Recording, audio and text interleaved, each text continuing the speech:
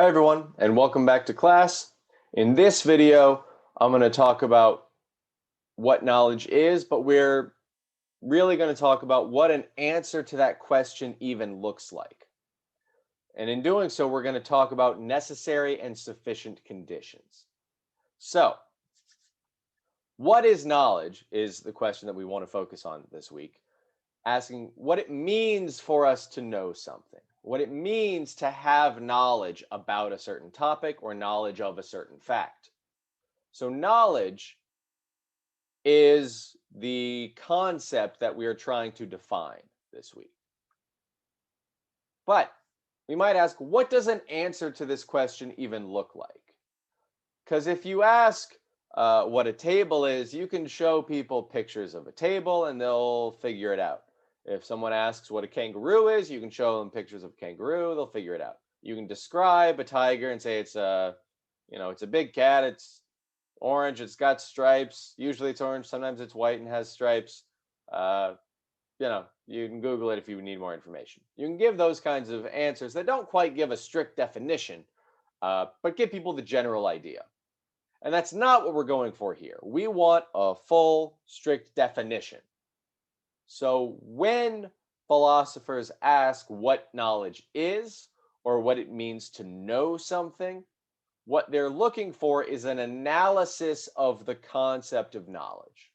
What's often called conceptual analysis is a fairly common tool and project in philosophy. We have this concept, it's latching onto something real. We didn't make up or hallucinate knowledge, the difference between knowing something and not knowing something. There's some real phenomenon here, and we have this concept that latches onto that phenomenon.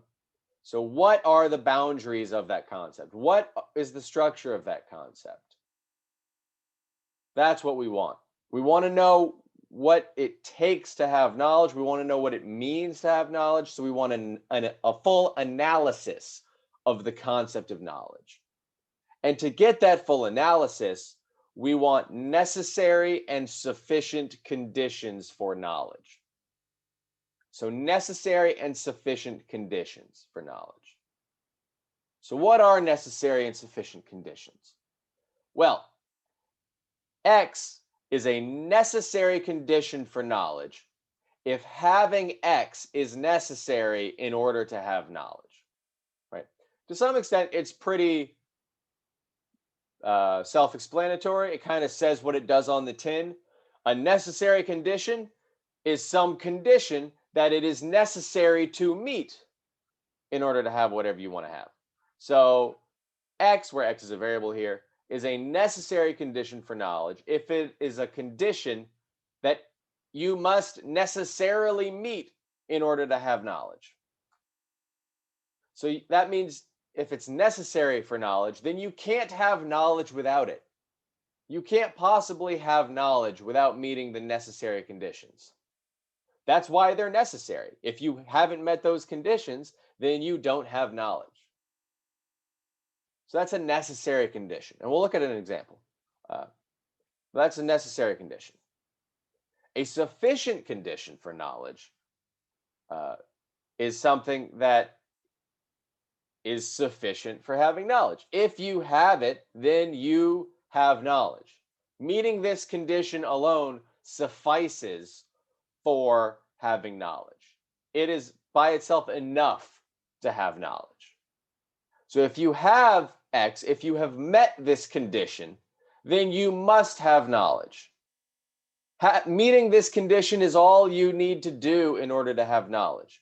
Once you've met this condition, you automatically have knowledge. Meeting this condition is all it takes to have knowledge.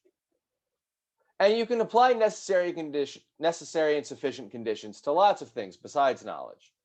There are necessary and sufficient conditions for lots of things. A classic example in philosophy, I don't know why it's the classic example, but the term bachelor or the term bachelorette.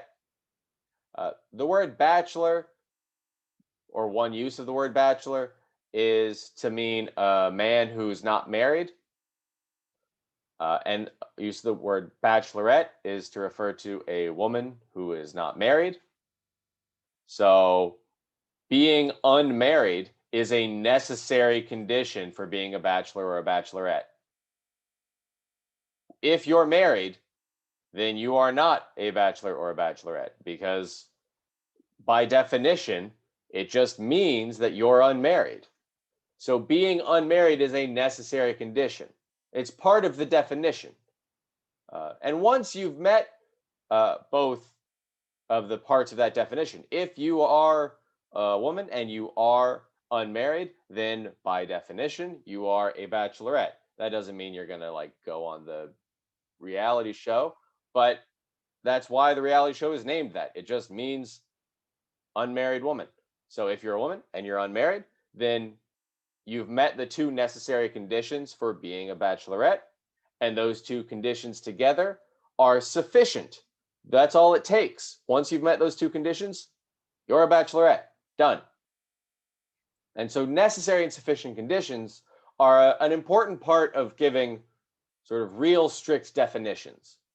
You can give sort of vague definitions to try to give people the right idea, which is what a lot of definitions in a dictionary actually are. They're just trying to get you the right idea. They're not giving you real necessary and sufficient conditions. But what we want are the real necessary and sufficient conditions. And you can apply that to lots of definitions. And so the goal here is to have some set of conditions, like unmarried man or unmarried woman, some set of 1, 2, 3, 7, however many conditions it takes, each of which are necessary. So if someone doesn't meet any one of these conditions, we know that they don't have knowledge, but together are sufficient. So if someone has met all of these conditions, then that's all it takes for knowledge, and we know that they have knowledge. So we can, once we have a set of necessary and sufficient conditions, then we can always test whether or not someone has knowledge. We just see if they meet these conditions. If they meet all of these conditions, then they have knowledge. If they fail to meet one of these conditions, then they don't have knowledge. And that's it. And that's what unmarried woman for bachelorette does and unmarried man for bachelor does. Two conditions. If someone meets both, then it applies. They are a bachelor or a bachelorette. If they don't meet one of them, then the term doesn't apply. And that's it. So that's what we want for knowledge. But we don't even need to look at definitions in order to see how necessary and sufficient conditions can apply to different topics. So here's an example of necessary and sufficient conditions, not worrying about trying to provide a definition. So here's a handful of facts. Some people are in the US Navy, right? The Navy is not empty. There are people in it. Some people are in the US military, right? The US military is not empty. There are people. It has members. Now, another fact. Everyone in the US Navy is also in the US military, right? The Navy is a branch of the military, so everyone who's a member of the Navy is automatically a member of the military. But not everyone in the US military is in the US Navy. People are in the Army or the Air Force or the Marines, and those are different branches. The Army and the Air Force are in the military. If you're in the Army, then you are in the military, regardless of whether or not you're in the Navy. So not everyone in the military is in the Navy. And these facts give us some necessary and sufficient conditions that we can talk about. We can describe this state of affairs, this set of facts, in terms of necessary and sufficient conditions. So, being in the Navy is a sufficient condition for being in the military. Why? Well, because the Navy is part of the military. So if you're in the Navy, then you're automatically in the military. Being in the Navy suffices for being in the military. If someone tells you that they're in the Navy, you automatically know that they're in the military because the Navy is part of the military. But being in the Navy is not a necessary condition for being in the military. Why? Because you can be in the military without being in the Navy. You could be in the Air Force, you could be in the Army, you could be in the Marines. Uh, and if you're in one of those other branches, if you're in the Air Force, for example, then you're in the military, but you're not in the Navy. So you met the being in the military condition without meeting the being in the Navy condition. So therefore, it's possible to meet the being in the military condition without having to meet the being in the Navy condition. So being in the Navy must not be a necessary condition for being in the military, because you can be in the military without meeting that condition, without being in the Navy. So being in the Navy is sufficient, but not necessary to be in the military. If you want to be in the military, one way to do that is to be in the Navy, but that's not the only way, so it's not necessary. And we can look at this sort of on the flip side. We can reverse it. So being in the military is a necessary condition for being in the Navy. Why? Because you can't possibly be in the Navy unless you're in the military. Being in the Navy, if you enlist in the Navy, then you have automatically enlisted in the military. You are part of the military if you're part of the Navy.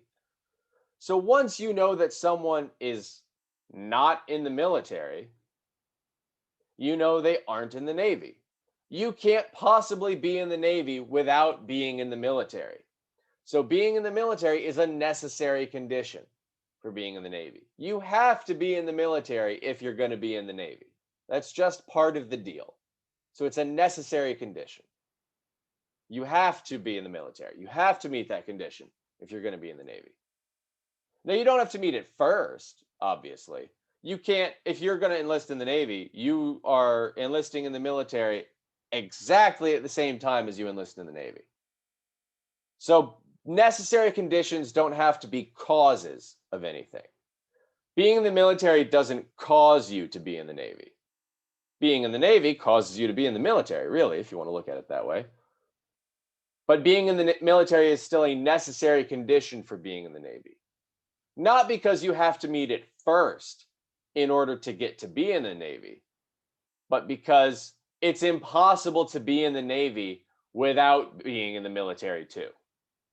So don't think of this in terms of causes or conditions that you have to meet before you get to be in the Navy or have knowledge. These are just conditions that you have to have met if you are in the Navy or if you do have knowledge.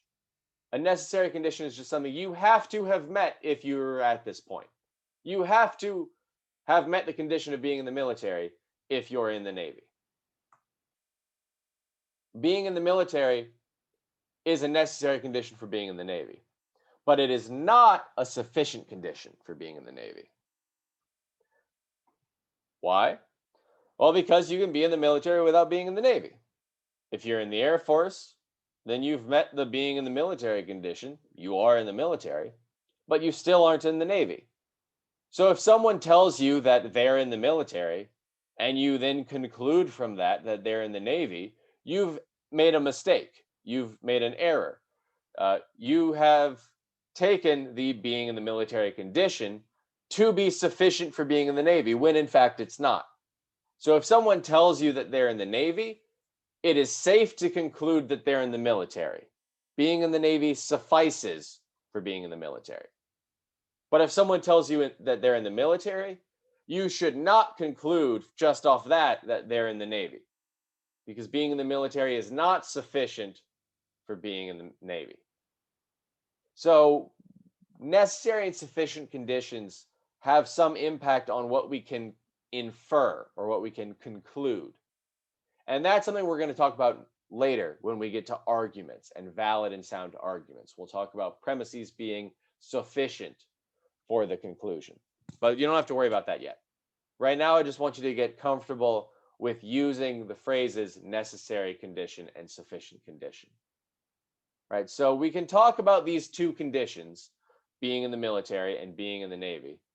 And these two conditions have this sort of relationship, this necessary and sufficient relationship. Being in the military is necessary but not sufficient for being in the Navy, and being in the Navy is sufficient but not necessary for being in the military. And don't worry if this is a little confusing at the moment. We'll get some practice with the concepts and they'll hopefully become clearer over time. Now, we've talked about necessary and sufficient conditions for being in the Navy and being in the military. Let's get back to philosophy for a second. What are necessary and sufficient conditions for knowledge? Which is the question we're trying to ask and answer this week. So here's an example of a necessary condition for knowledge. Truth. If you know something, it must be true. You can't know something that's false, right? If the earth is not flat, and it's not, then you can't possibly know for a fact that it is flat because it's not a fact. It's not true. That's not a fact that you can know because that's not the way the world is. The earth isn't flat. And so that's not a fact that you can possibly know. You can only know true things. You can only know facts. The sort of philosophy jargon word for this is factive. Knowledge is factive. If someone knows something, then that thing must be a fact. It must be true because knowledge entails truth. So if you know something, then it must be true. So one way to phrase that is that knowledge is sufficient for truth. If you know that something is true, then it must actually be true. If you think you know something and it turns out to be false, that means you never knew it to begin with. You thought you did, but you were wrong. So knowledge suffices or is a sufficient condition for truth. But truth is a necessary condition for knowledge. If today is Wednesday is false, and I'm not recording this on a Wednesday, so today is Wednesday is false when I'm saying it now, then you don't know that today is Wednesday because it's not Wednesday. And you can't know it's Wednesday if it isn't Wednesday. So that means that in order to even have a chance to know something, that thing must be true. In order to have a chance of knowing that it's going to rain tomorrow, it has to actually rain tomorrow. If you say, I know for a fact it's going to rain tomorrow, and then tomorrow comes and it doesn't rain, you were mistaken. You did not know for a fact that it was going to rain. Right. So knowledge is truth is a necessary condition for knowledge.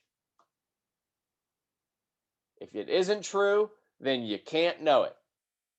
You can only know something if it's true.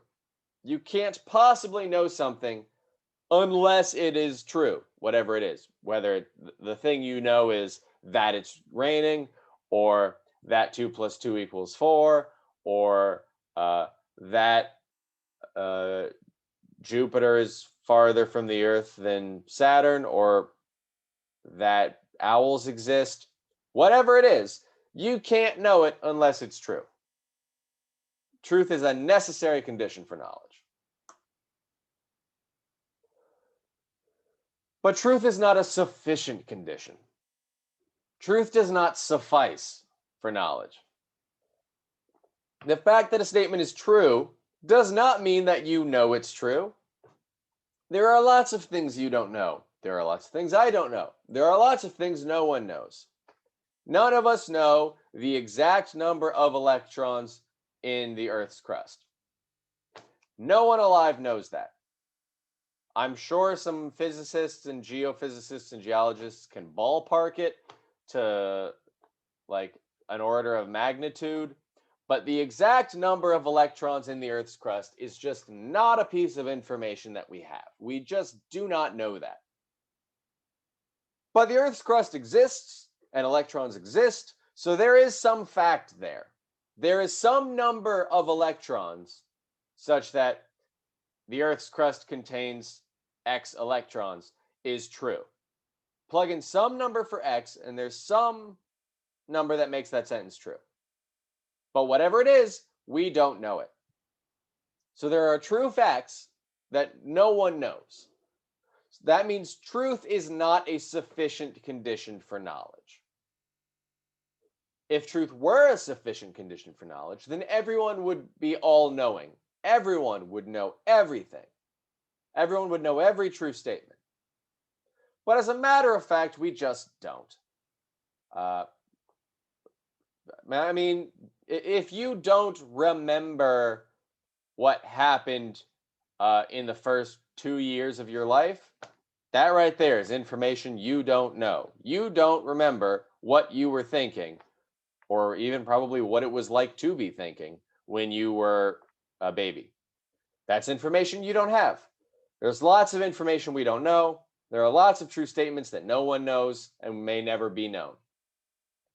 So truth is a necessary condition for knowledge, but is not a sufficient condition for knowledge. You have to, there's something has to be true in order for you to know it, but a fact being true does not guarantee that you know it. It does not suffice for knowledge. Truth is a necessary condition for knowledge, but not a sufficient condition for knowledge. And so that is an example of a necessary condition for knowledge. And I'm going to stop this video here, start on a new video in which we'll compare knowledge to true belief and ask about what the difference is. So if you have any questions, please let me know. Otherwise, I will see you in the next video.